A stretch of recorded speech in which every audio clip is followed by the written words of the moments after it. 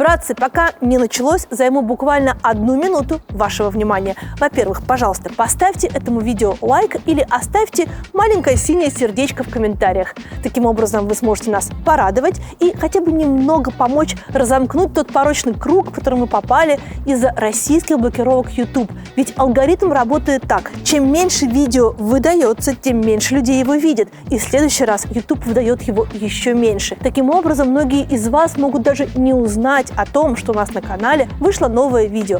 Пожалуйста, помогите себе и своим друзьям. Во-вторых, вы, наверное, заметили, что я в нашем новом мерче. Сегодня я выбрала серьги «Родина» или «Истина», а могла бы оставить что-то одно или выбрать какой-то другой комплект из наших традиционных вопросов. Милосердие, справедливость, свобода, стабильность, правда, безопасность. Все это вы можете купить в онлайн-магазине по ссылке в описании и помочь при этом благотворительному фонду Адвита. Оффлайн и сережки, и наши вечные карандаши «Нет ничего важнее любви», и государство выбрало танк, а я нет, а также карандаши, которые, закончившись, могут стать деревом или кустом, можно купить на моих выступлениях, ближайшие из которых 23 мая в Таллине, потом 29 мая в Белграде, 30 в Софии и целых 1,5 недели гастролей по Израилю. Приходите, увидимся, посмеемся, поплачем и, разумеется, будем обниматься. А теперь видео.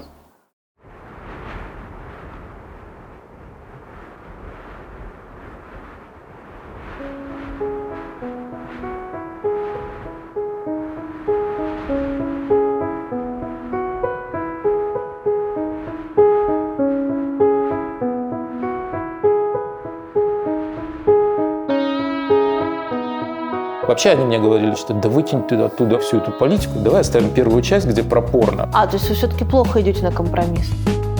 Такая артхаусная пошлость, которой я не смог себе отказать. А живете вы на что? Это же личный вопрос.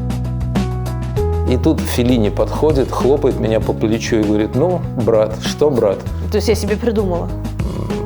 Не смею этого утверждать. Конечно же, никогда никакое кино, книжка не могут ничего предотвратить. Это нелепая ситуация, когда у плохих людей много денег, а у хороших мало. Поработайте еще над сценарием. Но жизнь не зубной врач. Она будет сверлить все время.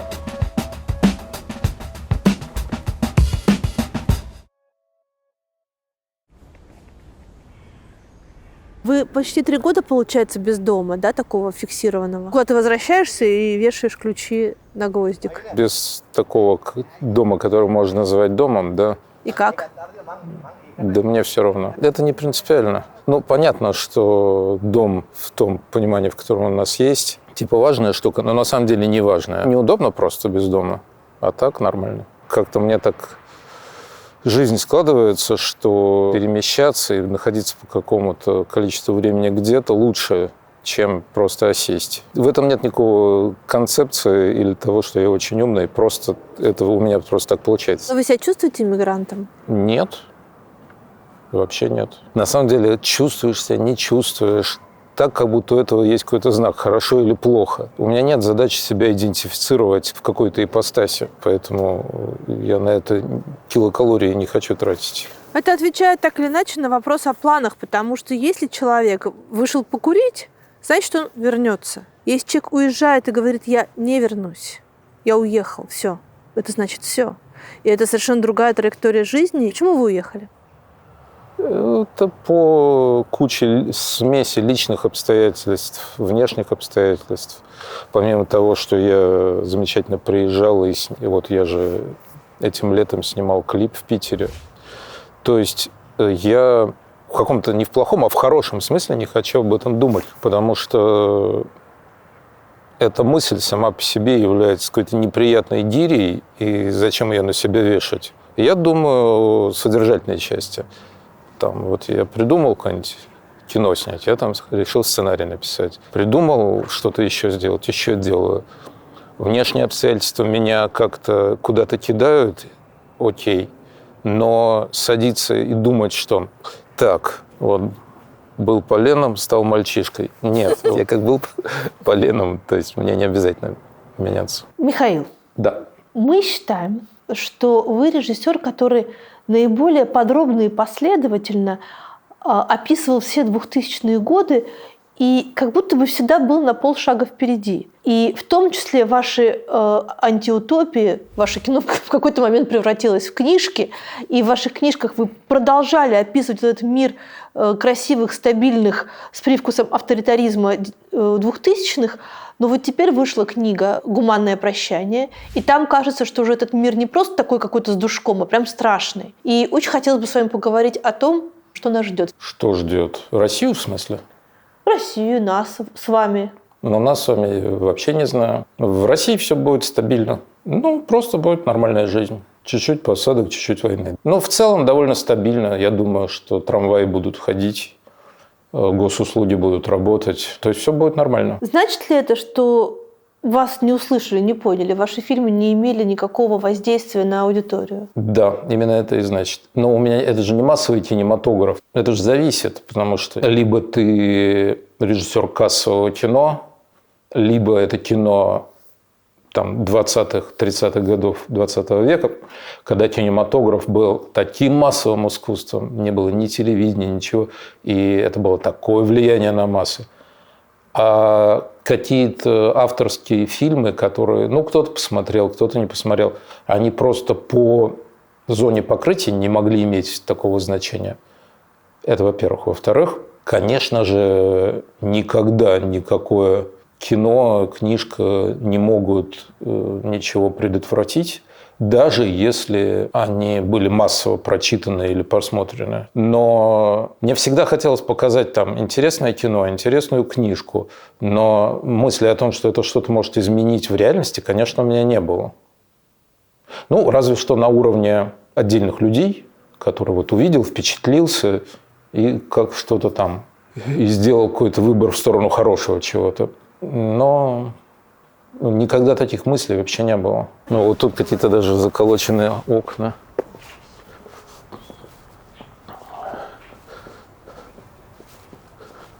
Я сейчас в Касте в Польше снимал клип, и мы нашли заброшенный район, который под снос, с заложенными окнами кирпичом. Вот там харизматично. А вам понравился их последний альбом? Последний альбом? Да как сказать? Как клипмейкеру или как человеку? Как человеку, в общем, с неплохим музыкальным вкусом. Как говорит ваш герой, любой культурный человек знает, что такое Нирвана. Если честно, я не меломан и не тинейджер, поэтому, когда меня спрашивают, нравится ли мне музыка тех групп, которым я снимаю, как режиссер, я могу ответить, да, я бы такой клип мог на это снять, но в каком смысле нравится? Вы будете его еще раз слушать? Да я и первый раз слушал по необходимости. Но меня иногда спрашивают, а тебе нравится вот эта песня, а вот эта песня нравится? И мне сложно объяснить, я же взрослый человек, почему мне должны нравиться песни для подростков. Конкретно к этому альбому у многих критиков претензия, заключающаяся в том, что он четко адресован тем, кто уехал, и не оставляет никаких шансов на разговор с теми, кто остался. Это публицистика. Публицистика – это тоже жанр. Почему бы нет? Не обязательно же один альбом лирика, другой публицистика. А это правда, что вы работали с Кобзоном? Я не помню, откуда это пришло, какой продюсер этим занимался, но была такая кавер-группа «Республика». 2 парня, 2 девушки, которые пели красивыми голосами песни советских времен. Видимо, чтобы, глядя на них, старшее поколение думало: хорошая у нас молодежь. И они каким-то образом со своим продюсером сделали коллаборацию с Кобзоном, песню, которую он пел в 60-е годы. И я снял какой-то клип. Я помню, я придумал слезливую историю. Мы создали разными средствами молодого Кобзона. И что 60-е годы, радиостудия. И молодая, красивая звукорежиссерша сидит и готовится записывать какую-то музыку. И тут заходит Кобзон, молодой, и поет. И она в него влюбляется. А потом проходят годы, и сидит она же, и тоскует, что прошли годы. И тут заходит реальный Кобзон, типа «я вернулся». А эта группа, она присутствует и в современной зоне, и в той, и тоже художественно подпевает. И не стареет. А они не стареют, потому что хорошая у нас молодежь.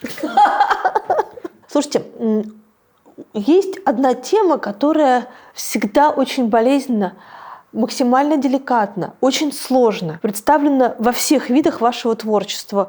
От стихов до рассказов и сценариев и фильмов. Это любовь. При этом в конечном итоге в одном из фильмов вы вдруг внезапно вручаете своему герою эту жуткую реплику: что такое любовь? Это инструмент типа пассатижей. Что так можно говорить?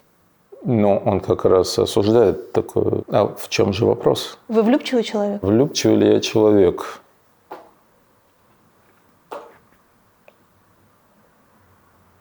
Нет. Но это нельзя назвать влюбчивостью. А что это? Я не могу это произнести так вот в такой серьезной беседе. Намекните.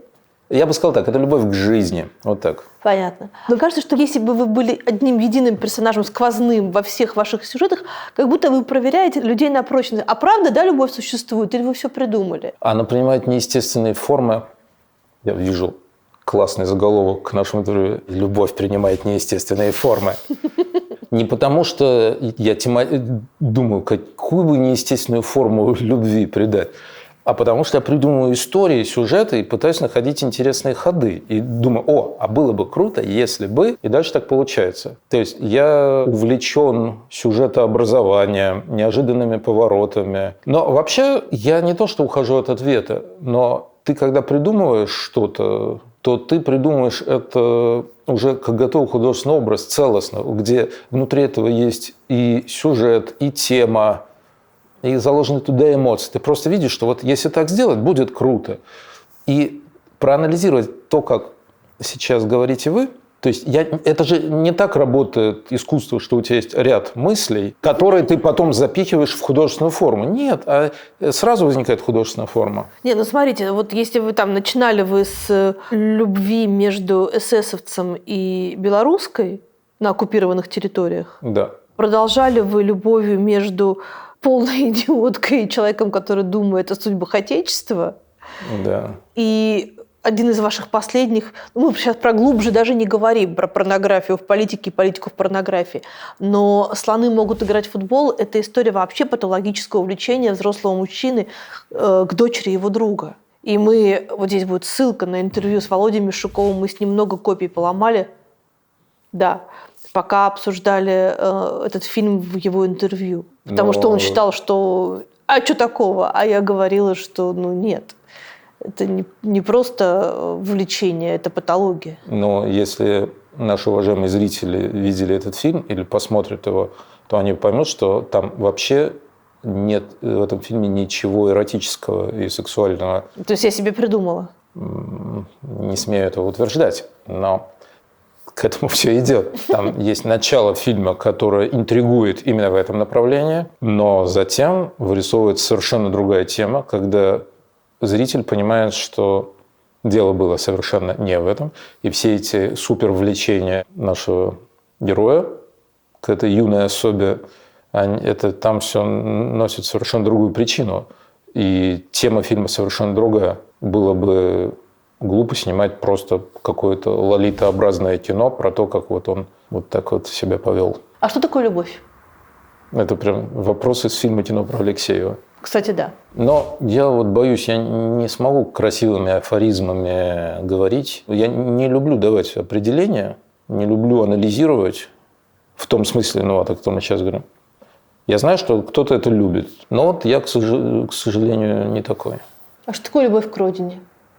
Я одно абстрактное понятие не смог описать, а вы хотите, чтобы я два абстрактных понятия. Потому что любовь – это довольно абстрактное понятие, и Родина – это максимально абстрактное понятие. Мне кажется, это максимально конкретное понятие. Любовь к Родине – это два абстрактных понятия. Что такое Родина? Вот кто-то вкладывает в слово «Родина» сентиментальное чувство в то время, когда он не находится на какой-то территории. Потому что действительно человек – это создание, как любое животное, кстати, прикрепленное к территории. И пока он на ней находится, или пока имеет возможность всегда возвращаться, он не оценивает в полной мере, насколько он к ней привязан. Пока ты можешь туда возвращаться, ты можешь думать, я весь такой красивый космополит, я человек мира, да неважно, где ты находишься, важно, я везде как дома, потому что мой дом – планета Земля и вообще Солнечная система.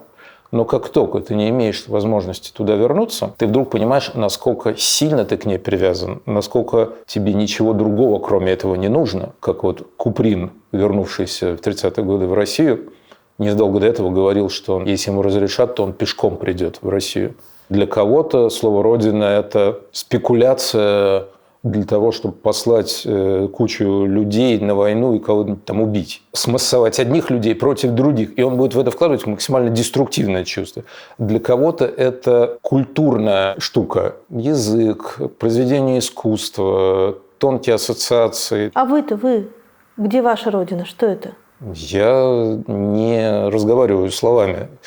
В том смысле, что я никогда это слово не произношу, не сижу и не думаю, что оно для меня. Но сейчас, когда мне предложили об этом подумать, я говорю, что это сосуд, в котором можно наполнить чем угодно.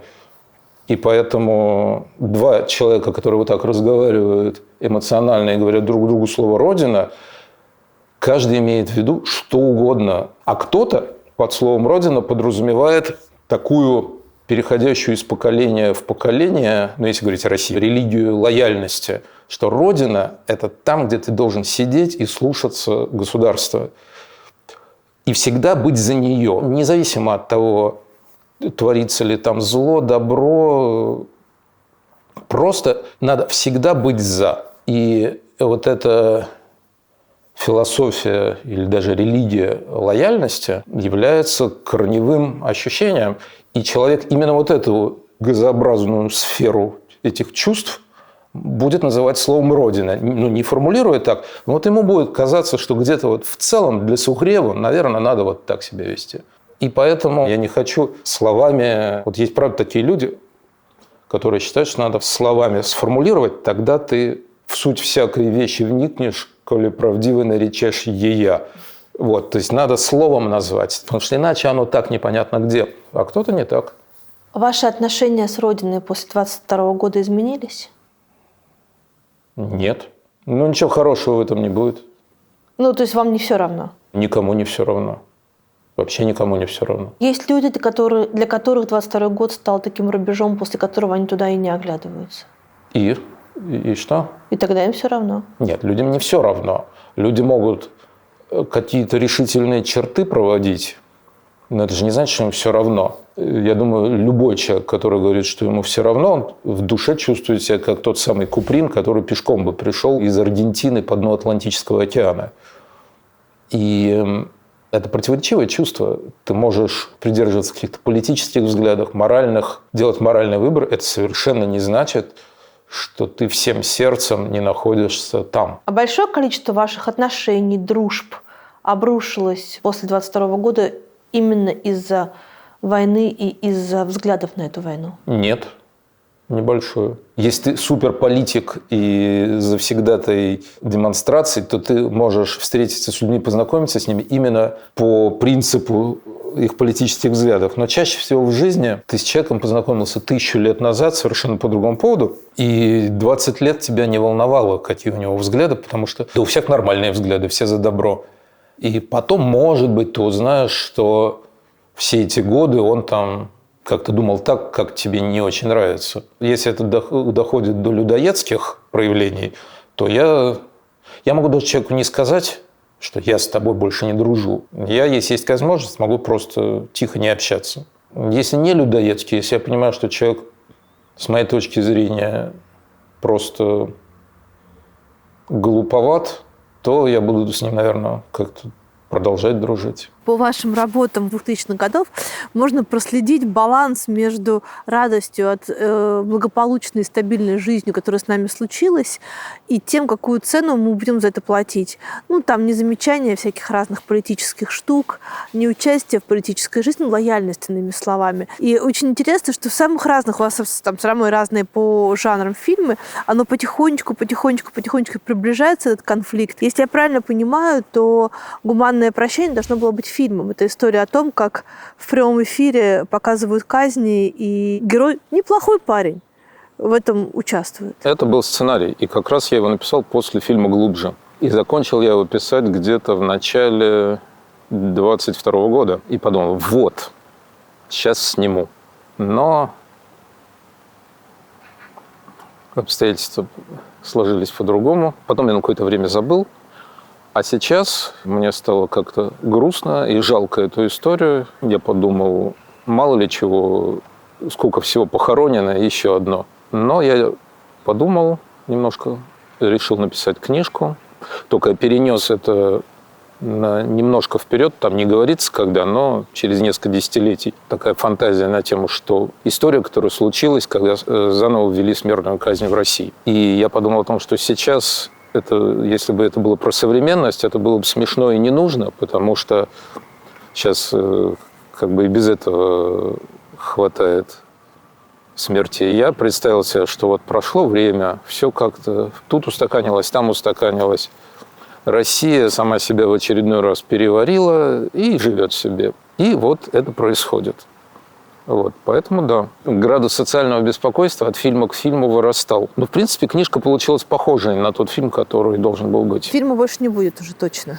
Или все-таки? Ну, я не знаю, что должно случиться, чтобы такой фильм возник. Ну, там такая история, она, конечно, теоретически может произойти в других странах, где средой, в которой развивается эта супер-супер идея, является жизнь другого общества, где все по-другому, и там другие социальные всякие дела и проблемы. Но для этого надо знать жизнь другой страны, а я же ее не знаю. В книжке есть такая очень тронувшая меня деталь, когда девушка говорит, я знаю, что танки дошли до Икеи.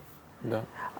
И здесь тоже есть вот эта вот история про то, что государство в целом о тебе заботится. Оно старается сделать твою жизнь гораздо комфортней, стабильней. Оно тебе дает ипотеку. Оно позволяет тебе производить и покупать лавандовый раф. Но при этом оно еще тебя и убивает, и что-то требует взамен. И там, это же не спойлер, это же можно рассказывать, что героям книжки можно перед смертной казнью в комфортных условиях прощаться. То есть им на плазму выводят там семейную обстановку, родственники заказывают свидания, приезжают, там о том о сём говорят, и, в общем, в тихой, спокойной атмосфере человека казнят. То есть государство о тебе заботится. Мне это напомнило интервью одного из белорусских оппозиционеров, который говорил, что у них диктатура на фоне капучино. И это очень сильно снижает шансы людей в противостоянии этой диктатуре. Ну, потому что смысл диктатуры в поддержании нужного баланса между теми, у которых все хорошо, и теми, с которыми все плохо. Потому что если это будет 50 на 50, то есть опасность того, что человек не должен чувствовать внутри своей обычной обывательской жизни, что завтра за ним придут и все будет плохо. У него должно быть достаточно сильное ощущение того, что живем и живем, троллейбусы ходят, дети в кружки ходят, все хорошо. Да даже лучше стало. И у него не должно быть ощущения беспокойства, что завтра за ним придут. И поэтому, если 50 на 50 будет, это будет плохо. Если будет совсем мало, там 2% репрессируется, а 98% нет. Это плохо уже для государства, потому что тогда бояться не будут. Должно быть какие-нибудь такие приятные процентов, я не знаю, 16-17, когда ты понимаешь, что в принципе очень даже можно загреметь. Но в принципе можно и не загреметь. Поэтому, наверное, лучше жить. С Россией и с русскими людьми не произошло ничего, что не могло бы произойти с кем угодно. И чуть-чуть сложились по-другому социальные всякие штучки. Вообще. Мы можем говорить, что это хорошо, это плохо, но это могло случиться вообще с кем угодно. Просто когда это в данный исторический момент случается с кем-то одним, мы думаем, что это как-то свойственно ему, Россия и так далее. Вот французские люди говорят мне, а как же вы там не протестуете? Говорят вам так? Да, мы всегда протестуем. И я мог им начать говорить, что, понимаете, у вас там 300 лет традиции демократии и протестов, а у нас крепостное право на крепостном праве, тут ГУЛАГ, там Сталин, никакой культуры, свободы, Мог бы сказать, но не сказал. А почему? Потому что я так не думаю. Потому что люди ведут себя, как бы это сказать, в обстоятельствах. Вот в этих обстоятельствах французы себя ведут так. Вот сейчас приди здесь кровавая диктатура, которая начнет, например, всех сажать и расстреливать. Все изменится за неделю. Никто никуда не будет Кровавая выходить. диктатура не приходит с какой-то улицы. Кровавая диктатура растет. Ну и здесь также будет.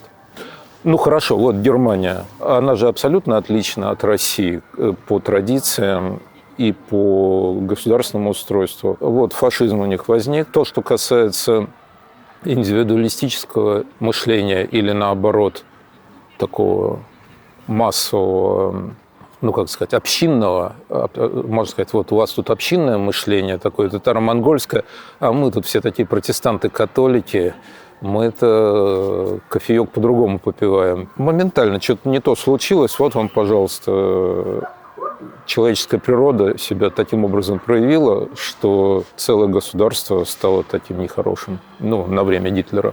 А вы считаете себя русским человеком? Ну да, конечно. А был у вас шанс остаться в России? Куча ваших коллег хороших, разных, остались и спокойно себе работают. Я вообще об этом не думаю. Как бы это сказать? Вот во время, после революции, когда была гражданская война, возникла категория белые и красные, да? Возникли категории там из бывших, не из бывших. Куча разных категорий, по которым так получилось, что делят. Сейчас возникла вот это вот уехавшие и оставшиеся. И это очень вредная штука, независимо от того, относишься ты к кому-то осуждающий или даже с огромной любовью. Сам факт, что ты формулируешь эти вещи, идентифицируешь себя как так или так, он, в принципе, очень вредно и сужает. Это как будто мы в компьютерной папке, вот, где можно по размеру можно распределить файлы, по имени, по дате создания, по ярлычку. Я не хочу этого делать. Вы написали песню «Вышли мне строчку», и вы сделали клип, в котором вы переписываетесь с Юрием Шевчуком, который очевидно остался, с вами, который очевидно уехал, и ходит здесь по Парижу и мнет в руках глобус. Да, но это художественный образ. Нельзя сказать, что он – это герой главный. Он в целом, это кино всегда все равно про автора, но он растворен во всем, во всех персонажах. Он и герой, и то, в кого он влюблен, там и его бабушка, и какой-нибудь сосед, и автомобиль, который проехал. Но это не значит, что он именно главный герой, что это с ним его, с главным героем надо его соизмерять. Ну и потом тут другое. Тут это же песня Шевчука, а не моя была. Я сам бы об этом никогда не стал так писать. Я сегодня прощался с родиной, с каждой бабкой резной на лавке. Вообще эта идея родилась из технических соображений, потому что Шевчук захотел концертный клип. Он мне прислал в качестве примера фильм-концерт Скорсезе о турне Rolling Stones по всему миру. И я посмотрел, и Юрий Иванович, молодец! И я ему говорю: дорогой Юрий, просто надо посчитать, сколько там тысяч камер, с каких точек она снимается. А у нас, к сожалению, нет таких возможностей. На что Шевчук сказал: да, понимаю, но очень хочется. И тогда я ему предложил историю, что это снимает один человек, один оператор, который приехал поснимать. Типа он ходит, материал набирает. Эта идея творческая возникла из попытки обыграть возможности съемочные. То есть все это снято на 2 фотоаппарата. Дело же не в том, кто где находится, а дело в том, чтобы не идентифицировать себя по локации. Я не хочу подпадать под этот каток этих разделений и определений. Понятно, что кто-то где-то находится. Вопрос-то вот в чем. Оставшись, могли бы вы продолжать снимать? Мог бы физически, в смысле, была бы у меня возможность, или мог ли бы я морально сам к этому так? Физически это имеется в виду финансирование, договоры. Я так понимаю, что все деньги в российском кино на сегодняшний день государственные. А если бы они не были государственными, если бы они были от Господа Бога, вот самые невинные деньги в мире? Так не бывает. Деньги от Господа Бога не приходят, это точно. Нет, ну вот вы же сейчас говорите как критерий того, что вот ты весь такой умный, красивый, за добро, а государство недоброе, Поэтому нельзя снимать за государственные деньги. Я считаю, что пока идет война, у государства нельзя брать деньги, потому что таким образом ты легитимизируешь его деятельность. Хорошо. А если ты находишься внутри того же общества, внутри той же среды, но деньги откопал 5 шагов на север от мертвой сосны, карта Джона Сильвера, и ты нашел сокровище, и у тебя просто дукаты. Это нереализуемый пример, а я говорю про реальную ситуацию. Нет, мы же хотим представить себе ситуацию морального выбора. Мы в этом уравнении должны исключить какие-то неизвестные. Допустим, это не государственные деньги. И что это меняет? Многое. Для меня ничего не меняет. Это еще профессия такая. Если бы я был, художник, пейзажист, и я бы говорил, черт, что-то режим какой-то кровавый у нас опять, диктатура, все плохо. Но вот я пойду к реке и напишу осенний пейзаж. И что, я плохой человек, что ли? Я же написал осенний пейзаж. Или я бы написал стихотворение про любовь. Или роман. И я бы даже, может быть, положил его на полку, в письменный стол. Но, грубо говоря, ты бы это сделал, и ты все равно живешь, где живешь. Ты человек, ты где-то должен находиться. Ты общаешься с космосом, и ты молодец. А режиссер и кино – это такая государева область деятельности. Да? Да, потому что в любом случае ты не снимешь без участия государства. Во-вторых, ты даже если снимешь без участия государства на волшебные деньги, которые нашел сокровище, ты его нигде не покажешь, потому что просто не разрешат показывать. Но самое главное другое. Когда вы говорите о легитимизации чего-то плохого, это же не потому, что ты снял на государственные деньги, а потому что ты соглашаешься с волшебной постановкой вопроса, теперь мы так живем. То есть это все равно это индустрия развлечений, даже если интеллектуальных развлечений, даже если это кино не веселое, а очень умное и драматическое, это все равно развлечение другого рода просто. И ты говоришь, да, я участвую в жизни этого общества, в культурной жизни этого общества. Дорогие друзья, решит представить мою съемочную группу. Вот мы, вот Анечка гример. И в этом смысле ты все равно легитимизируешь то, чего не хотелось бы. И поэтому где ты достал деньги? Хоть ты продал золотой подсвечник, который у тебя там был от бабушки, это не важно. А если так не думать, то важно, тогда можно деньги спокойно взять у государства. Если у вас есть какие-нибудь сомнения на тему хороших или плохих денег, я вам могу рассказать историю. На дворе стоял какой-то год 97-й или 8-й. Я жил в общежитии в ДИКа, а общался я с операторами в основном, потому что зачем режиссеру дружить с режиссерами? А с операторами можно. И один из операторов, бедный студент, как-то у него получилось получить заказ на рекламу, на политическую, по-моему, Жириновскому. А тогда на том фоне, это сейчас Жириновский после всех произошедших событий воспринимается почти как милейший человек. А тогда он, в силу того, что он был, таких было немного, он воспринимался как такой прям экстремистско-фашистствующий человек. И вот я ему говорю, как же так? Как ты можешь? Он говорит, а что? Я говорю, ты что, будешь ему снимать рекламу? Он говорит, да.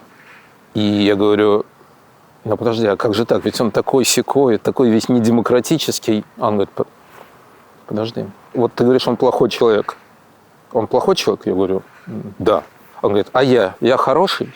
Я говорю, ты хороший. Вот смотри, сейчас я сниму ему рекламу. И они мне заплатят деньги. Таким образом, произойдет справедливый процесс перетекания денег от плохих людей к хорошим. И добра на земле станет больше. Поэтому чем хуже государство, и оно предлагает вам деньги, надо обязательно брать, потому что вы у него отбираете, у плохого. А вы-то хороший, значит, добра становится больше. А что же вы тут со мной в Париже стоите? Не на питчинге в Минкульте Российской Федерации. Нелепая ошибка. Это нелепая ситуация, когда у плохих людей много денег, а у хороших мало. Нелепая, зато постоянная. Ошибся дверью. Я говорю, я пару раз был в России. Это определенный... Как это называется, когда страшно, когда щекочут нервы? Адреналин. Вот клип, о котором вы упомянули, с Шевчуком в Питере, я просто приехал и снял. замечательно провел время. Что вас поразило в изменениях, которые в России произошли за то время, пока вас не было? Что никаких изменений. Но я это знал, это очевидно.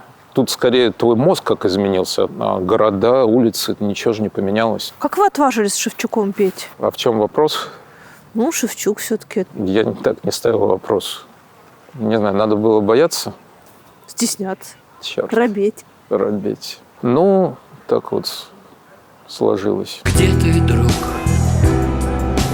Дальше, чем слово вдали, в замкнутом круге, выпей все кофе земли. За кофе среднего рода вам сильно прилетело? Я человек не принципиальный, у меня принципов в жизни нет, но вот это я всем отстаиваю, что кофе – это оно. И эту позицию я буду отстаивать и бороться за нее. Но есть вещи, которые меня, конечно же, раздражают. В моей области, в киношной, это знаменитое слово «озвучание». Сегодня у нас озвучание.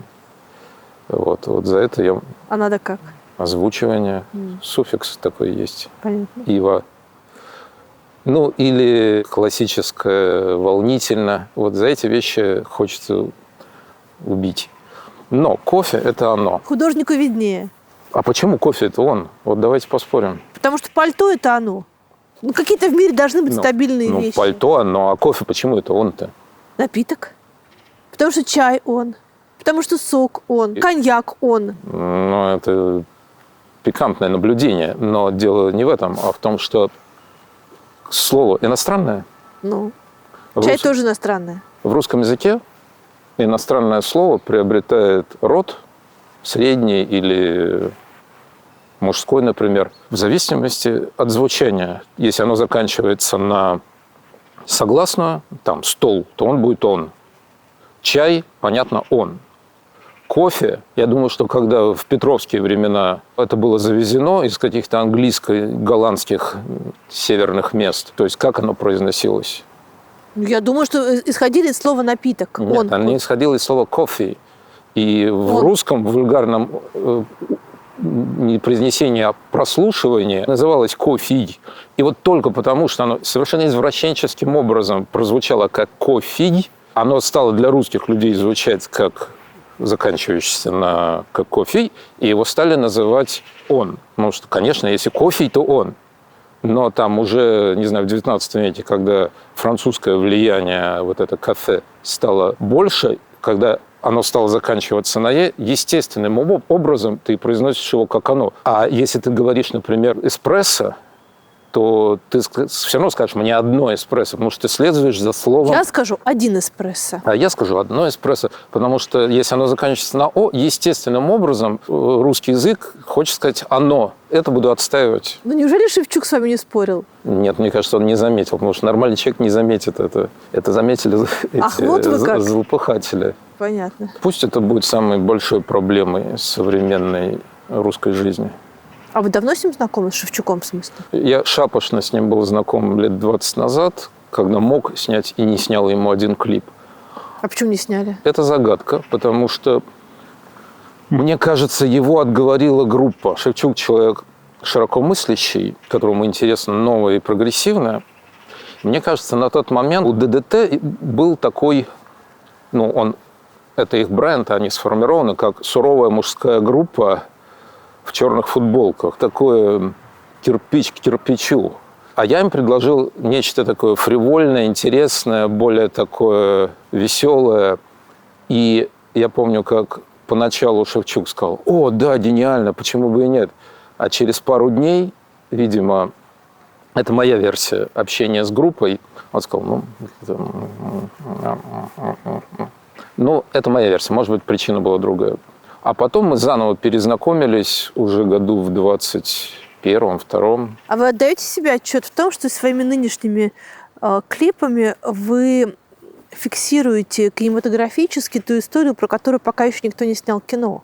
Это как? Историю вот этой вот группы людей, которая простилась с родиной, которая уехала из-за взглядов. Это то, что называется песенка на тему, потому что это же не значит, что я только об этом могу думать и говорить. Я зол на современную действительность вот почему. Потому что раньше я мог писать, снимать про что угодно. Про инопланетян, про любовь инопланетян. У вас вот такой клип Димы Билана есть. А сейчас в силу того, что тут война, там люди уехали, то плохо, это плохо.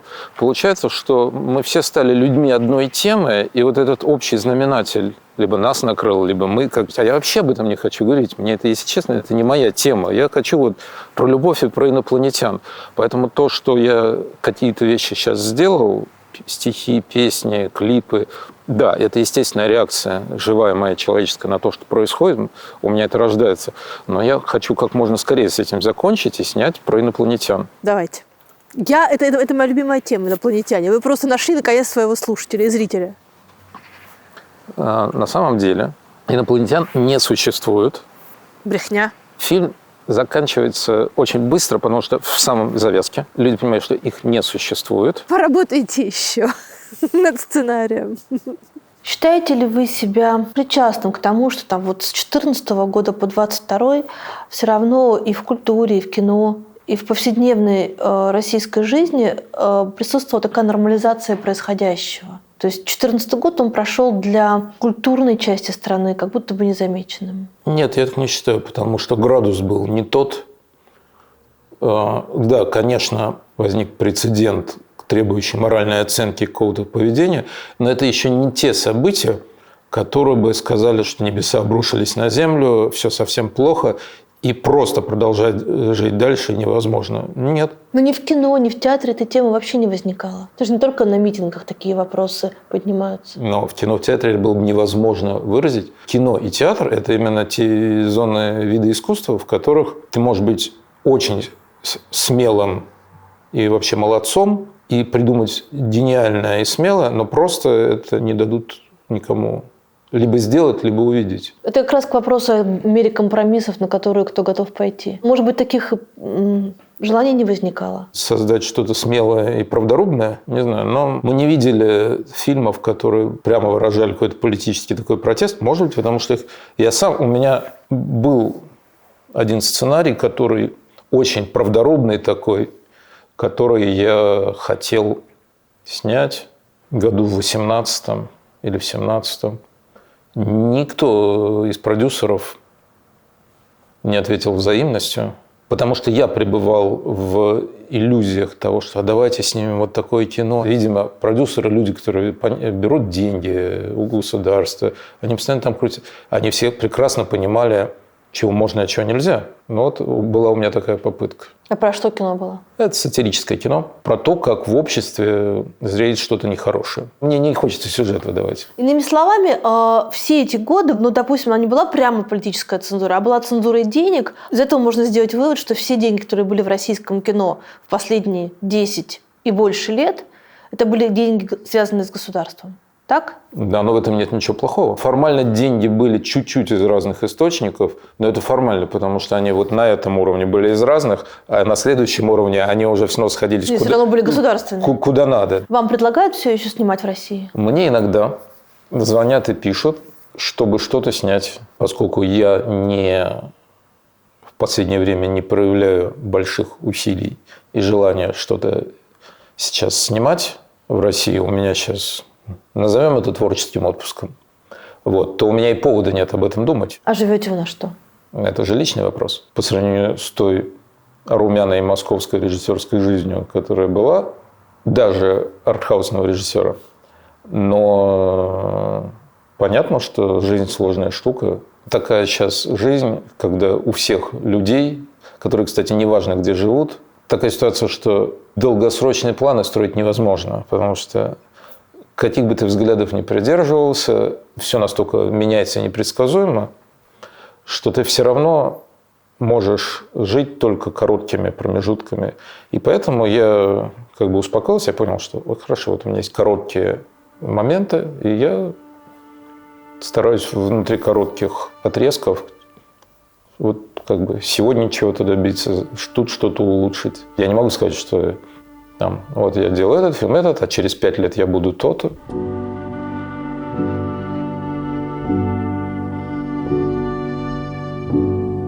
Как это так вы умудрились с фамилией Сигал, да, что значит чайка, родиться в городе Орел? Ну, во-первых, у меня все-таки буква Е в фамилии. Ну, это в русском языке. Это в русском языке. С детского сада ко мне подходят люди и говорят: хочешь удивим?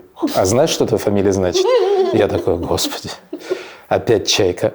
То есть у вас был хороший, нормальный детский сад с английским уклоном? Почему-то там нашелся мальчик, который мне это сообщил. А вы до этого не знали? Нет. Периодически находились люди, которые это говорили. Но красиво. В Орле дают чайку. Сразу и то, и это. А что у вас за семья? Это классическое, если говорить о, я не знаю, как сказать, не интеллигенция, но это классическое совмещение. Мама учитель литературы, папа инженер. Но я не помню, чтобы это как-то в семье сказывалось. Не было такого, что мама, как учитель литературы, сажала меня и говорила: а вот Евгений Онегин. А папа приходил с завода и говорил: а вот чертеж. Дома все просто чистили картошку, спали и выносили мусор. А Орел это вообще какой город? Орел – город очень... Ну как? Егор Строев не из Орла? Егор Строев, конечно, из Орла. Именно его, Строева, я воспел в фильме «Рассказы». Там у меня есть персонаж губернатор. А, да?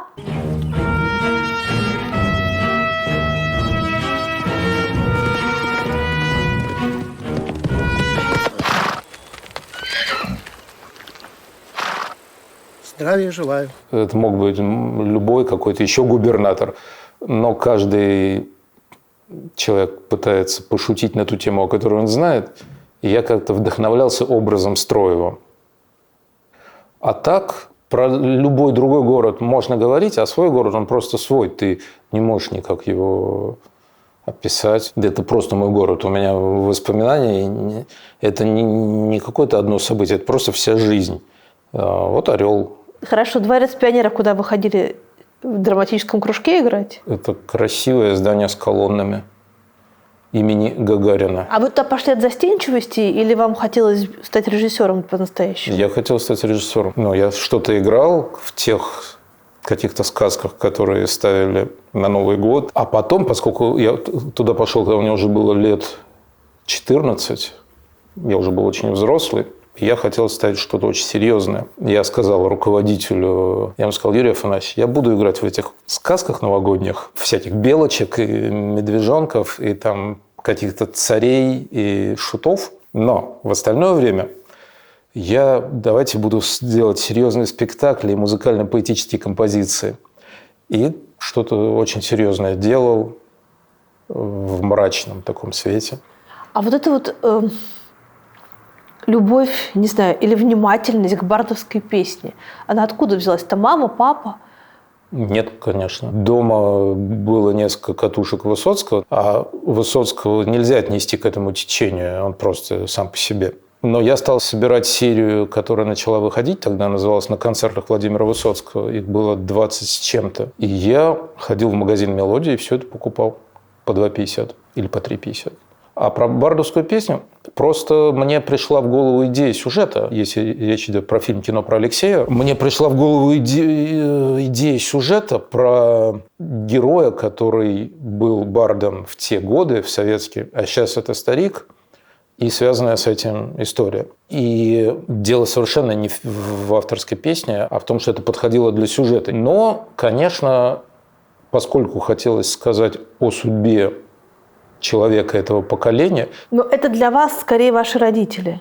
Но он просто по возрасту моих родителей. Хотя я много украл деталей из жизни своего отца. И это было не очень хорошо, потому что я фактически материал украл, а тот человек, персонаж Алексей, на которого я надел все эти детали, он, конечно, никакого отношения к моему отцу не имеет. Я сделал этого героя, что он работает в 60-е годы в Туле на оружейном заводе и изобретает новый автомат. Это история жизни моего отца. Когда я все это снимал и писал, я ему периодически звонил и говорил: а вот это так, а вот это так, а вот это так. Мне было важно, чтобы у этого персонажа была какая-то фактическая такая материальная привязанность к жизни, чтобы она была правдивой, мне было проще всего спросить у отца. Но характер человека, судьба человека, понятно, что это совершенно другое. И поскольку речь шла о том поколении и его идеалистических надеждах и на страну, и на самих себя, а затем холодный душ и от страны, и от самих себя. И, конечно, как какой-то один из признаков, одна из штук этой жизни, конечно, особенно для интеллигентной среды, это была эта авторская песня. Потому что сюда сразу прилепляются люди, которые ее слушают, характеры, техническая интеллигенция, творческая интеллигенция, посиделки. Где гитара, там и посиделки. Где посиделки, разговоры о жизни в целом. Сделать главного героя бардом – это такой инструмент сценарный, который объединяет сразу кучу людей. Мне показалось, что через весь фильм проходит какая-то тоска почему-то не случившемуся, как будто вам очень нравится вот этот вот... Ой, да, там такая любовь. Любовь, Советский Союз, все как-то чего-то ждут хорошего. Да никто ничего не ждет хорошего. Я про любовь имел в виду. Так. Любовь там была такая серьезная, могла быть. А Советский Союз, что Советский Союз? Это просто время, в которое люди жили. Больше ничего. Это мы тихо подруливаем к другой теме, я понял. Я же не дурак. Но кажется, что те люди, которые думали о том, что они хотят возвращения чего-то такого советского, ведь 10 или 20 лет назад это одни люди, а сейчас другие люди. 20 лет назад это были люди, которые жили во время Советского Союза, и им просто хочется, чтобы вспомнить молодость и так далее. А сейчас это больше слышишь от молодых людей, которые никогда там не жили, для которых это просто навязанный такой постмодернистский образ какого-то золотого века человечества, и надо быть абсолютным идиотом, чтобы в это верить и так думать, но почему-то это работает. И такое ощущение, что Советский Союз – это та даже не эстетика того времени, это уже постсоветская, постмодернистская эстетика, которая поэтизировала прошлое. Я даже не говорю сейчас в идеологических, политических целях, в любых целях. И по поводу этого несуществующего, не имеющего отношения ни к чему такого эстетического понятия, такого шара хрустального, именно по этому поводу все переживают. Это все просто из области фантазий. В кино про Алексеева у вас снялся Александр Збруев, великий артист, который до этого 10 или даже больше лет не снимался. Вообще 9, но я всем говорил, что 10. А вы еще лучше сказали, вы сказали больше, чем 10. Надо всегда повышать. Страшно? 20. Давайте он 20 лет. А какой он? Збруев какой? Я никогда не задумывался. Как любой талантливый творческий человек в чем-то сложный. Сложный в смысле непростой, сложносоставной. А так я получил огромное удовольствие от работы. Вот вы говорите, как со Збруевым. А у него обратная, как бы это сказать, обратная, когда не знаешь, что сказать, говорит штука. И она в том, что сколько бы ему ни было лет, и сколько бы там у него не было славы, и какой бы он ни был легендой, у него есть понимание, я актер, я пришел к режиссеру. И у него по отношению ко мне было вот что-то подобное. Поэтому на совмещении двух таких пиететов мы держались. Ну, а с другой стороны, просто работали. Просто есть сцена, ее надо сыграть, и все. А человеческие отношения у вас потом продолжились? Да, может быть, не так часто, как вот каждый день ходить в гости, чай пить. Но да, мы потом, периодически встречались, пили чай. Он иногда мне просто звонил и просто спрашивал, как дела. Я ему там с днем рождения и так далее. То есть как-то что-то задержалось. Так же, как когда с какими-то музыкантами снимаешь клип, с кем-то снял, спасибо, до свидания. А с кем-то почему-то так оказывается, что на годы растягивается какое-то большее человеческое отношение. Не угадаешь. Вот за этими кустами тоже еще очень красивый сад. Когда лето, тут излюбленное место отдыха горожан. Тут все сидят, все с этими купленными сэндвичами. А это самый, получается, центр Парижа? Это называется арена, но вообще это типа Колизея. Здесь в старые времена, пару тысяч лет назад, вон там видно дырки с клетками, с решетками. По-моему, здесь не гладиаторы состязались, а с животными, со всякими львами времен римского владычества. И здесь сидели люди, выпускали львов, а люди их с ними рубились. А может, наоборот, скармливали львам. У людей, может, не было оружия. Я не знаю, по вкусу это происходило. Этим оно интересно тем, что ты идешь по улице, и дверь там какая-нибудь аптека, подъезд обычный, а потом еще одна дверь. И просто здесь римский Колизей. И если не знать, не попадешь. За время всех этих ваших переездов в какой стране вам было комфортно? Мне везде одинаково, мне вообще все равно. Грустно тебе или весело зависит от того, как жизнь складывается. Везет тебе или не везет, есть у тебя сейчас что делать или тебе нечего делать. Но, как правило, когда есть что делать, то везде, более-менее нормально. Понимаете, вот так вот стоишь и говоришь, да, и это да, оно уже непростое, да, оно уже да по поводу того, что кто мы вот тут вот суетимся, а тут вот стоит этот Колизей 2000 лет, и стоит, и ты говоришь, а все люди думают, да, умный человек, вот поэтому мы здесь. Когда-то там один умный писатель сказал, что для того, чтобы понять про людей, хорошо бы прочесть одну книжку, она называется «Уголовный кодекс». Но есть еще фильмы, которые так или иначе фиксируют жизнь. Но какие фильмы, по-вашему, описывают природу человека наилучшим образом? 10, 5, 1. Я неинтересный собеседник. Я вообще не помню, какие фильмы есть. Я с фильмами как с анекдотами. То есть вот ты их слышал, а когда надо рассказать, ты не помнишь или помнишь один какой-то из детства, самый не смешной. Я не киноман в этом смысле. У меня не сидят в голове фильмы, я их не помню, я их не сортирую. В тот момент, когда я их смотрю, они, дай бог, производят впечатление, и я сразу забываю. Я извиняюсь, тут в Википедии есть даже топ-10 ваших фильмов. Это я когда-то говорил. Это, видимо, какие-то журналисты попросили это сделать. Я сел и замучил себя. Не, там есть не безинтересные вещи, есть даже вещи, в которых мы совпадаем. 3 цвета вам нравится. 3 цвета, Но да. вы не уточнили, какой из них вам нравится. Насколько прекрасно поговорить в Париже о трилогии «3 цвета». Они мне все нравятся.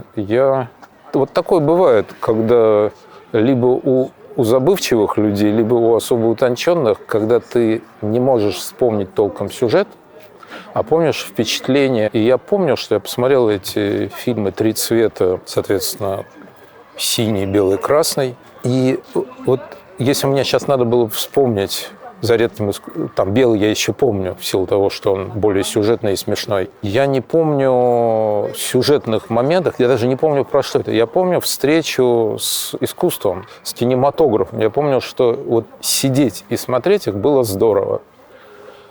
И я помню, что на редкость была не инфантильная встреча с искусством, когда ты сидишь и понимаешь, что это как-то серьезно и хорошо. Я из всех трилогий «3 цвета», я люблю синий. Там Жюльет Бинош. Вот вы сказали, что есть сюжет только в белом, а мне кажется, что самый мощный сюжет в синем. Да не, везде, я просто их не помню. У меня есть ощущение от синего, ощущение от красного, от этих фильмов. И я с трудом вспоминаю сюжет. От синего немножечко... Вернее, я помню сюжет, но не помню, какой из них из синего и из красного. А вот белый, я сюжет помню хорошо. Там Кислевский прикололся и снял, наконец, не про эту непонятную Францию, в которую его привезли снимать кино, а снял про судьбу польского человека, который вынужден... В начале фильма он во Франции разводится со своей французской женой и дальше летит в Польшу, а там лихие 90-е. И у него там полукриминальная, полуавантюрная история. Но в конце там это связано с болью разрыва с женой. И эту историю я помню, потому что она, какая-то... может, потому что она комедийная. А я люблю как раз синий, потому что там история про то, что у Жюльет Бинош умирает муж, который якобы был великий композитор, но ни черта он не умел писать, и все ноты за него писала она. Прекрасный сюжет. Вот прошли годы, я помню, что ходит красивая Жюльет Бинош, Она не ходит. Там, собственно, почему синий? Потому что она все время плавает в бассейне, потому что она не может при людях поплакать, она плачет в бассейне. Ух ты, Господи. Ну, у нас же длинная передача, мы можем вырезать потом. Не могу не рассказать эту историю. Вот история судьбы. Вот судьба. Вот про что кино надо снимать. Связанное с 3 цветами. Я был в 2007, наверное, на кинофестивале в Женеве со своим первым фильмом «Франц Полина». И мне представили переводчиком с красивым именем Жан. Он был Жан, кучерявый такой. И он как-то так нормально говорил по-русски. И я ему говорю: скажите, Жан, как вот вы выучили? Он говорит: я очень любил кинематограф. Очень любил кинематограф. Особенно любил Кислевского. И тут включают там радио или что-то такое, и говорят: Кшиштоф Кислевский умер. Он говорит: и меня это так убило, он для меня настолько был как художник важен, что я решил, я выучу русский язык. Он поступил в университет уже во взрослом возрасте, стал со взрослых лет учить русский язык, выучил, поехал в Россию на практику, жил в каких-то русских семьях в Сибири, работал. Потом год прожил в Беларуси, неплохо освоил язык. И через много лет случайно узнал, что Кислевский был поляк, и он выучил русский по ошибке. Вот нужно было все то же самое, только в Польшу. Удивительно, что ему раньше никто не сказал, бедняга. А мог бы всю жизнь прожить и не узнать. Но вопрос, вот судьба, вот она идет по какому-то одному пути. А теперь нужно ли ему после всего этого было учить польский или нет? А вы как думаете?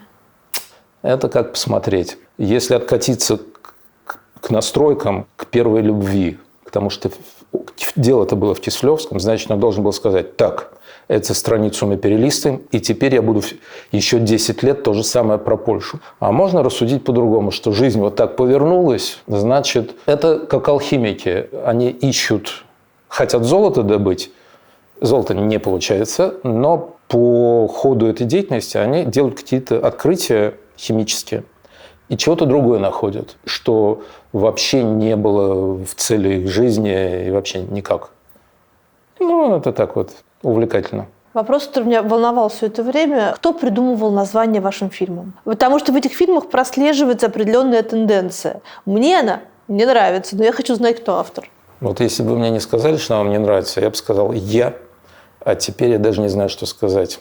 Просто так кино не называют. Так кино не называют, да. Но это я все придумал. Это я хотел быть...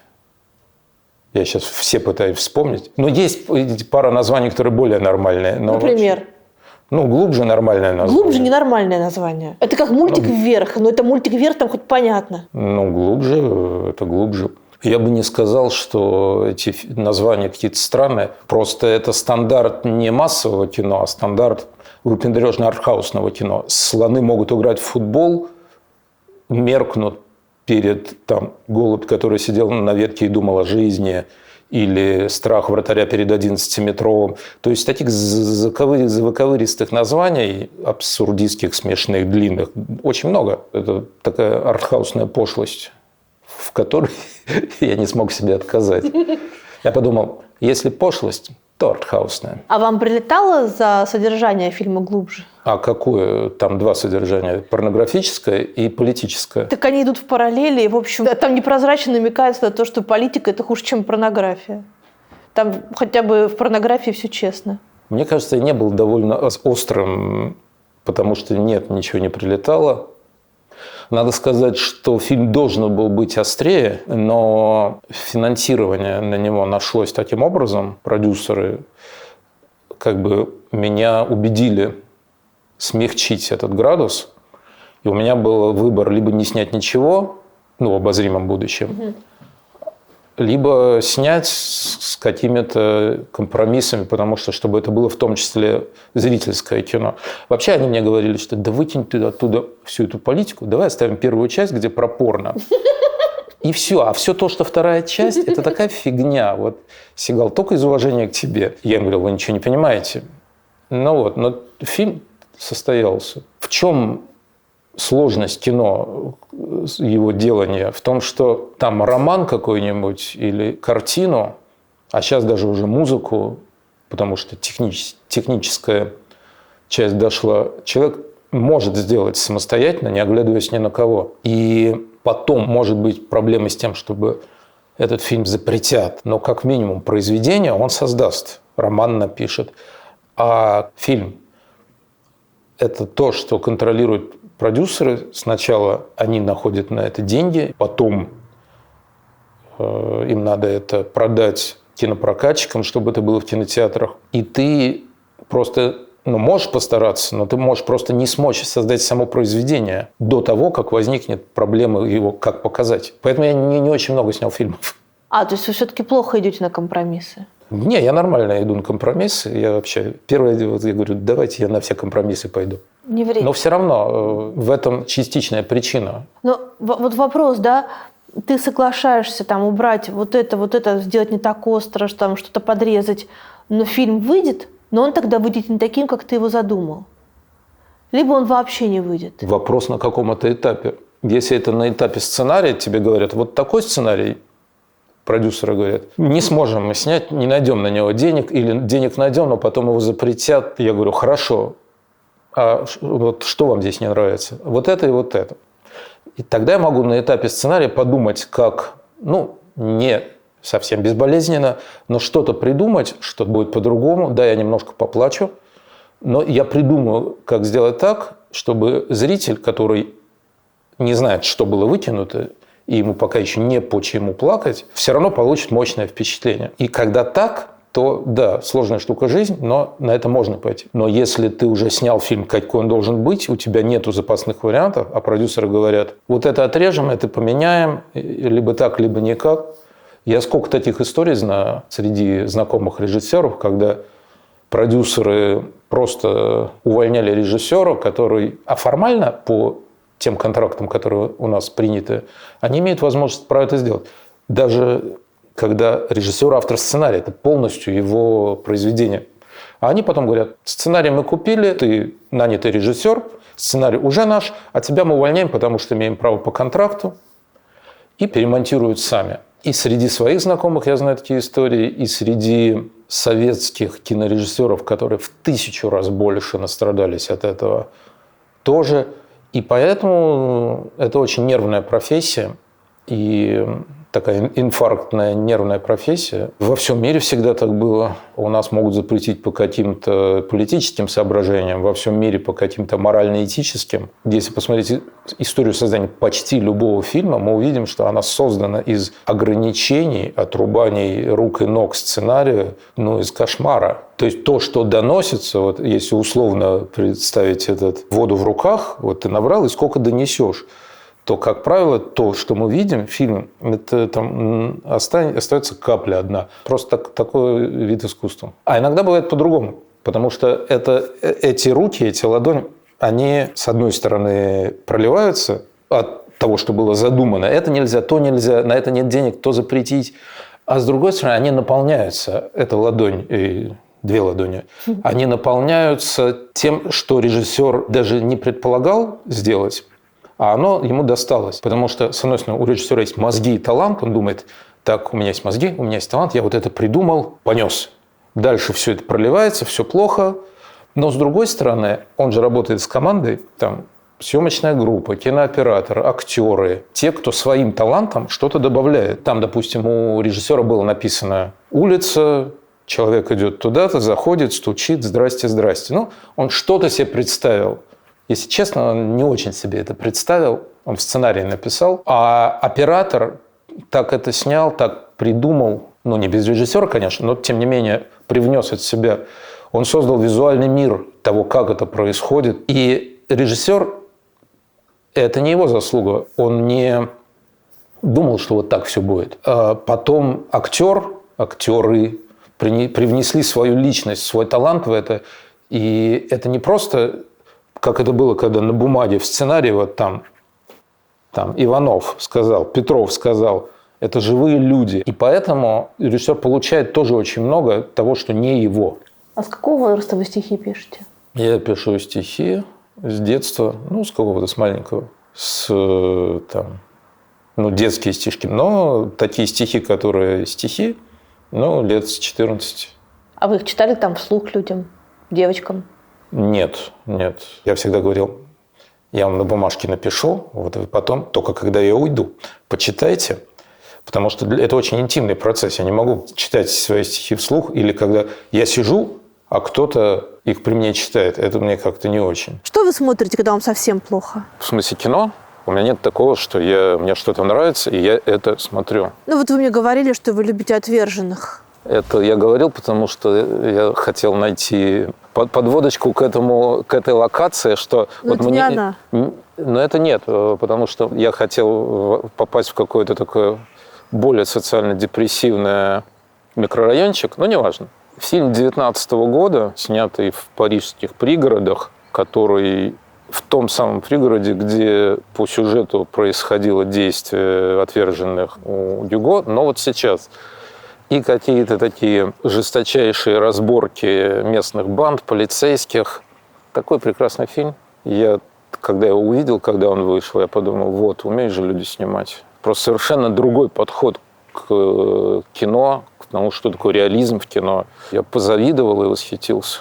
На Новый год, который сейчас был с 24 на 25, прям 31 декабря, я написал стишок, который, каким-то образом мое настроение выразил. И он во многом, кстати, тоже относится к тому, о чем мы сегодня говорили. Вот такое стихотворение.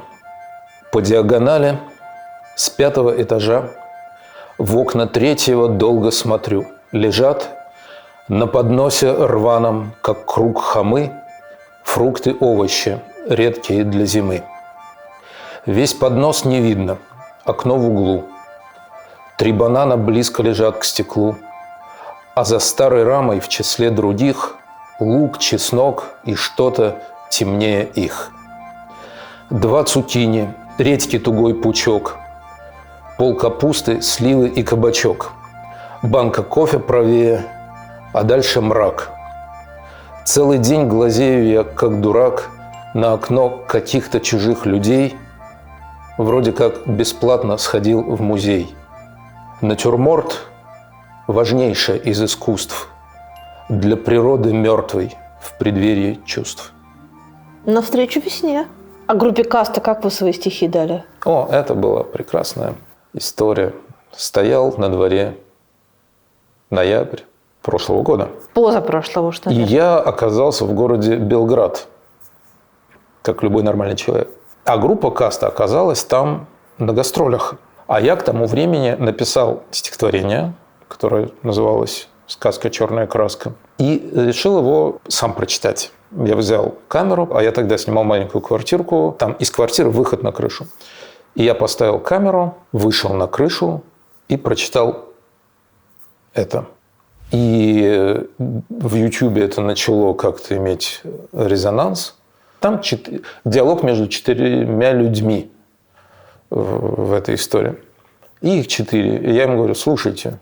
А вы к этому моменту сколько? 5-6 клипов им сняли? Может, больше. Корабельная, вокруг шум, закрытый космос, миллиард лет, радиосигналы, еще что-то. Я не помню. Поэтому у нас на протяжении долгих лет такая дружба творческая, человеческая. И я им говорю, послушайте, вот бы вам это сделать. Я им всем послал каждому в чат файл.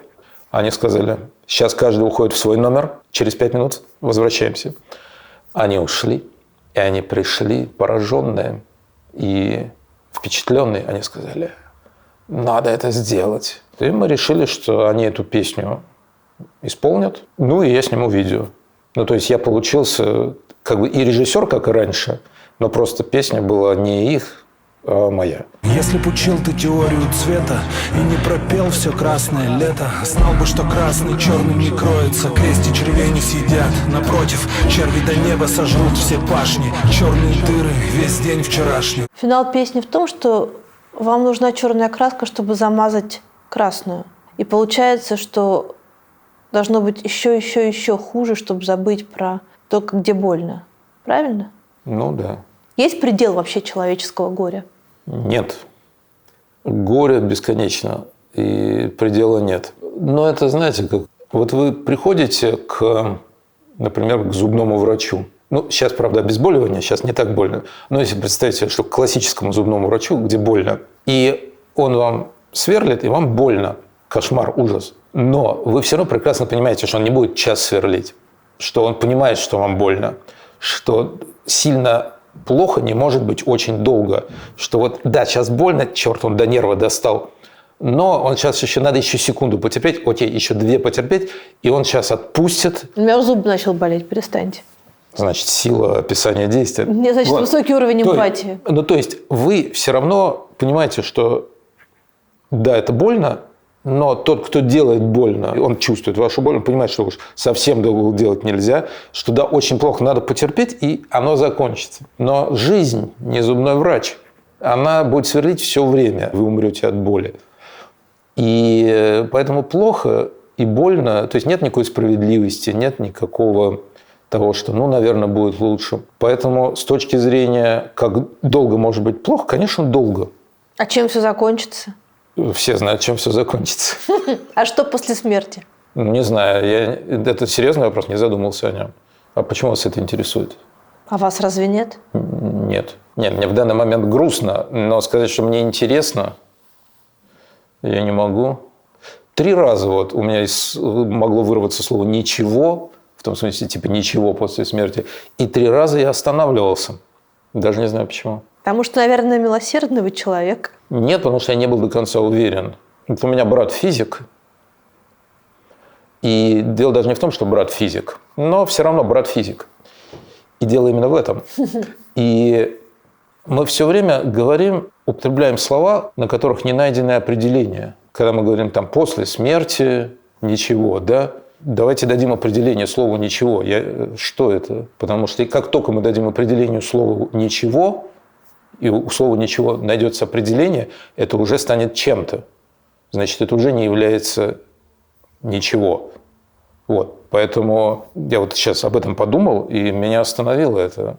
Поэтому так можно о чем угодно говорить. Там можно говорить, там, в чем смысл жизни. Для этого сначала надо дать определение слову «смысл», чтобы думать, в чем смысл жизни. Я вот не знаю. То есть это все какой-то бесконечный набор букв. Почему вы хотели встречаться в Париже, но в пейзаже, похожем на наш родной российский? Чтобы были панелечки. Потому что я же режиссер. Так. Вот, мне надо было проявить творческую мысль. Я просто... Здесь нет какой-то ностальгии или того, что мне вот припадешь к панельке и тебе хорошо. Нет, решил выпендриться, решил, что вот раз мы встретились в Париже и так получилось, то надо что-то такое не романтическое. Моя идея была в том, чтобы прийти в социально-депрессивный район, и чтобы это было какой-то альтернативой. А здесь мы приехали, и предательски вышло солнце, и мы стоим, как будто все хорошо. А у вас в Орле вот такие вот пятиэтажки и были, или как? Да нет, везде они разные, это не похоже. А в свое время из Орла вы тяжело уезжали? Но это же не является отъездом. Я просто вырос и поехал в Москву быть кинорежиссером. А у вас кто мастер на курсе вообще был? Можно считать, что я не учился. Я числился в Авдике 1 неполный год у режиссера Наумова. А почему вы ушли? Я чудом туда попал, а вылетел закономерно. Ну, то есть это было 2-е высшее образование, потому что я в Орле закончил институт культуры. А 2-е высшее образование нельзя получать бесплатно. И я там приехал, сдал экзамены, очень хорошо там прошел с точки зрения конкурса, а потом с точки зрения формальности говорят, да, ты молодец, ты прошел все конкурсы, но поскольку это 2-е высшее образование, то учиться как бы все равно нет возможности. И я каким-то вот с неба упала золотая гиря. Какого-то 31 августа, перед 1 сентября, когда начинался учебный год, на меня упала золотая гиря, и у меня нашлись деньги на 1-й год обучения. Лихие 90-е. Нашлись меценаты, которые из Орла, которые по тем или иным причинам помогли. Но я проявлял чудеса небывалой активности тогда, потому что я никогда потом в жизни столько активности не проявлял. Мне очень хотелось все-таки попасть в Авдик. А потом деньги закончились. Они были такие разовые, как вот 1-я ступень ракеты. И все. И потом меня в начале следующего уже сентября отчислили за неуплату. Но это было тем прекрасным случаем, когда за этот год я там чуть-чуть освоился, познакомился с людьми, и дальше уже как-то сам по себе. А учиться нравилось там? Нет, учиться было ужасно. Вот эта система нашего обучения отличная от западной, так называемая система мастеров, система гуру, что вот сидит весь такой умный, красивый мастер, вокруг него круг бесконечно благодарной молодежи. И он говорит: помню, я иду, и тут Феллини подходит, хлопает меня по плечу и говорит: ну, брат, что, брат?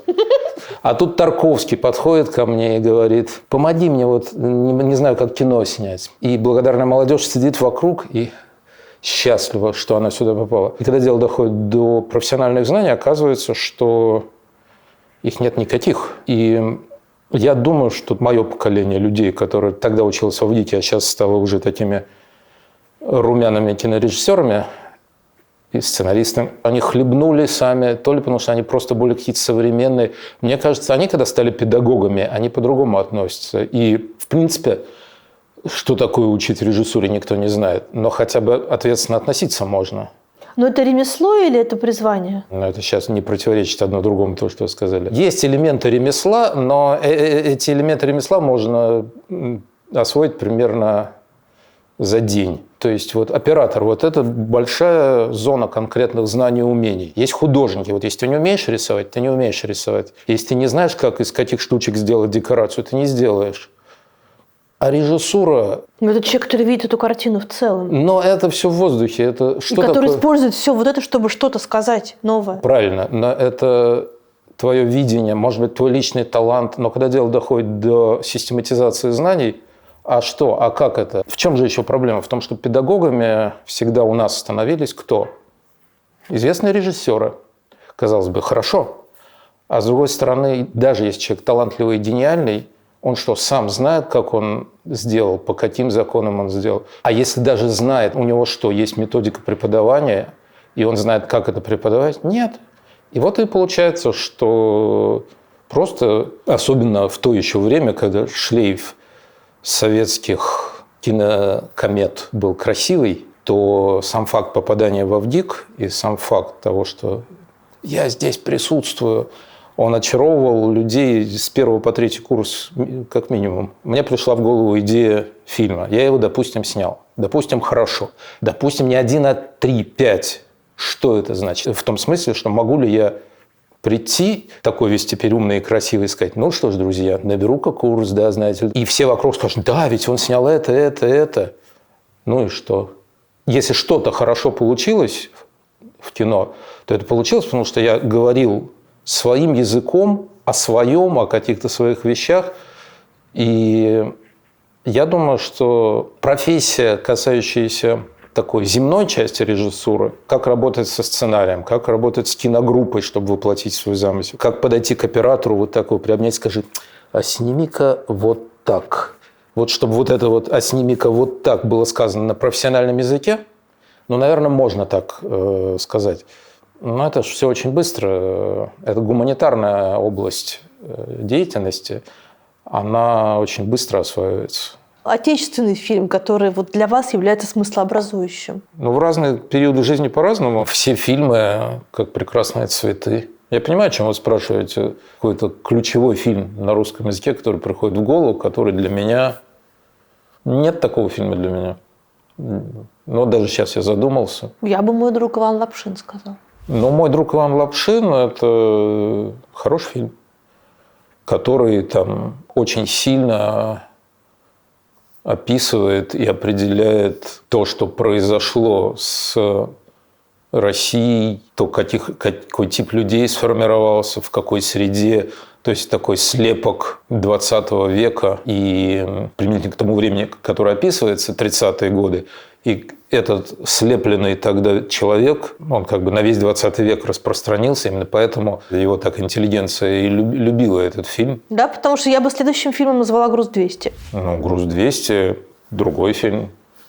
Ну, они, правда, оба грустные. «Груз-200» – единственный фильм Балабанова, который более-менее мне понравился. Опять же, не как лично мне, как зрителю, по-человечески, но про который я сказал: ну, вот это нормальное кино. А все остальные слишком жесткие для меня. Потому что в «Грузе 200» я понимаю художественно, зачем этот весь театр жестокости. Я понимаю, что это художественный метод для того, чтобы как бы очищение через шок, через страдания. Я вижу за этим какой-то гуманизм. И чтобы прийти к этому гуманизму, режиссер прибегает к такому шоку, и тогда я этот шок воспринимаю. Поэтому именно этот фильм Балабанова я могу воспринимать еще. А есть ли из современных режиссеров? Я за последние пару лет, может быть, не видел многого. Может быть, это уже очерствелость такая. Про некоторые я могу сказать, что они лучше других. Типа, вот здесь неплохо, а здесь вообще хорошо. Но все равно это впечатление, это скорее профессиональная оценка, это я выставляю рейтинг внутри своей зоны деятельности. Но это не человеческое впечатление, которое по-хорошему надо получать от искусства. И именно в этом смысле я не могу сказать, что какой-то фильм я увидел, он меня поразил, и теперь я хожу сам не свой. Тогда давайте по концептуальным вопросам пройдемся. Милосердие или справедливость? Справедливость. Свобода или стабильность? Стабильность.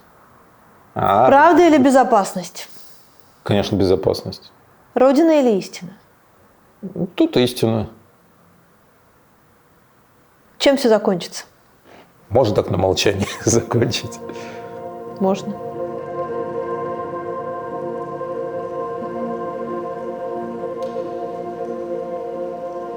Самое-то интересное, что всегда все примерно одинаково будет, и день сменяет день, и